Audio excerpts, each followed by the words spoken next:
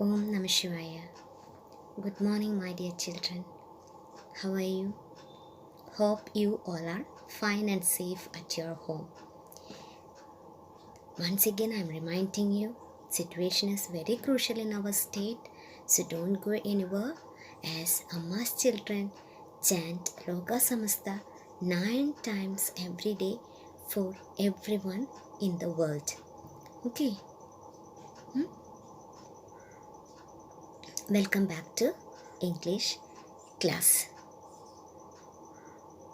Boredom is the state of mind. It's a stimulation, be it mental, emotional, or physical. Good friends satisfy all three of those areas. So, today, July 30. Nowadays we all are celebrating so many days. Today is Friendship Day. So today we are going to discuss a poem about friendship. So let me ask you, who is a good friend? Can you tell me who is a good friend? A good friend is someone who is there for you and wants you to succeed in everywhere. Good friendship is an opportunity to love and learn about yourself. A true friendship is mutual trust and understanding. Today we are going to discuss a new poem, The Duck and the Kangaroo, written by Edward Lear. This is very humorous poem about the conversation between the duck and the kangaroo. Poem about their friendship. Edward Lear. Edward Lear, born on May 12, 1812 and died on January 29, 1888. He was an English artist, illustrator, musician, author, and poet.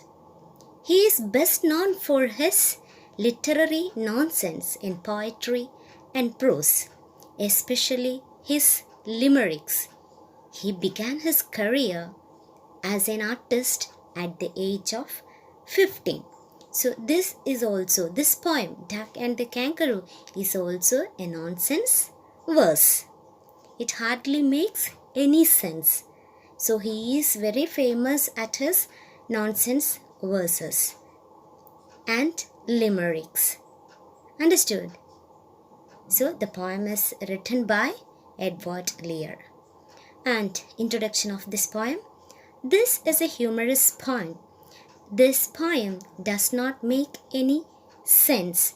When we are reading this poem, we may think that what kind of poetry is this? But gives a grade of reading the language in poetry. This poem is a dialogue between a good duck and a friendly kangaroo. The duck requests the kangaroo to give him a ride on his back. The kangaroo is willing that he requires some reflections. Even though he is ready to take him on his back for a ride, he has some worries and thoughts.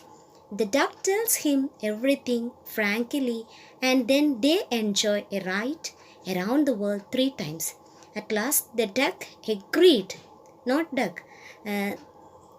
Kangaroo accepted his request. Okay, let's read the poem.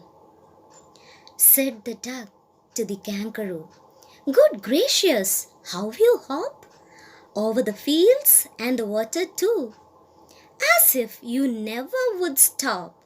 My life is a bore in this nasty pond, and I long to go out in the world beyond. I wish I could hop like you," said the duck to the kangaroo. Today we are going to discuss first 2 stanzas from the poem, The Duck and the Kangaroo. So this is the first stanza. Read the poem. Read the first stanza. Said the duck to the kangaroo, "Good gracious, how you hop over the fields and the water too, Okay, stanza 2. Please give me a ride on your back, said the duck to the kangaroo. I would sit quite still and say nothing but quack the whole of the long day through, and we would go to the tea and the jelly bowly. Over the land and over the sea, please take me right. Oh, do, said the duck to the kangaroo. So, second stanza.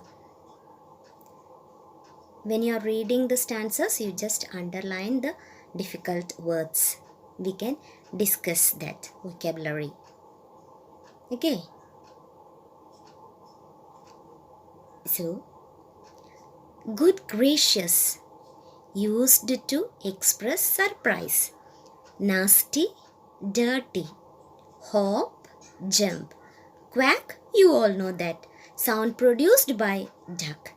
D, a river in England, and Jelly Boli, a place in West Africa. Okay, let's discuss the poem. The duck is awestruck to see the movement of the kangaroo. It expressed that the kangaroo could hop continuously over the fields and water bodies. The duck's life was so boring as it remained in the pond all the time. It wished to see the world beyond the limits of the pond. It wishes that it could also hop like the kangaroo. The duck requests the kangaroo to give a ride on his back. It promised that it would sit quietly and would just quack all day. The duck lists the places that they would visit as D and Jelly Bow Lee. And it adds that they would hop over the land and the sea. Once again, the duck requested the kangaroo to give him a ride on its back. So, what will happen next?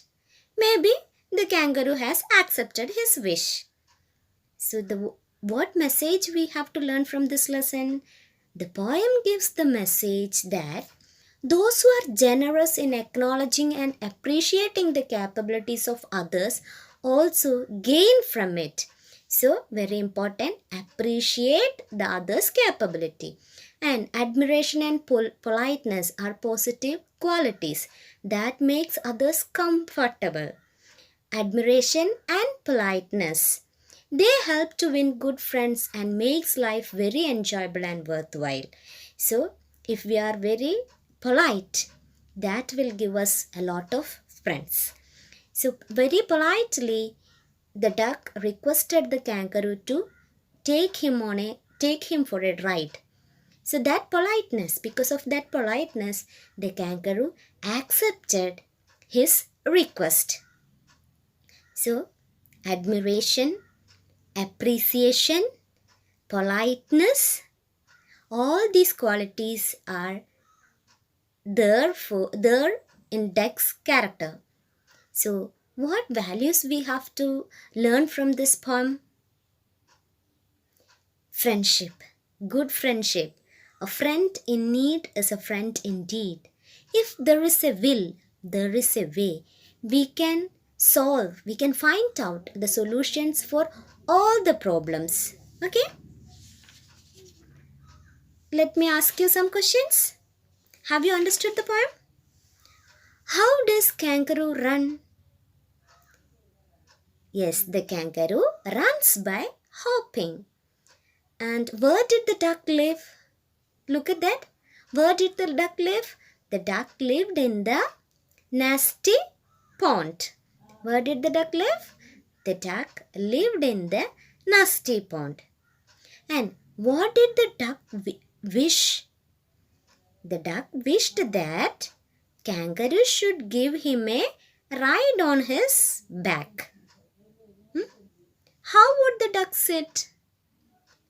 The duck told him he would sit still. He didn't tell anything. He would sit still. Where does the duck wish to go? The places. The duck told the places, no? The duck wishes to go to the D and Jelly Boli. What is D? A river in England. And Jelly Boli? A place in West Africa. Okay. Understood? Okay. One assignment for you. Write a paragraph on a friend in need is a friend indeed. Okay. Write a paragraph on a friend in need as a friend indeed. This is your assignment. Next class you have to present it. Okay. Thank you. Nam Shivaya.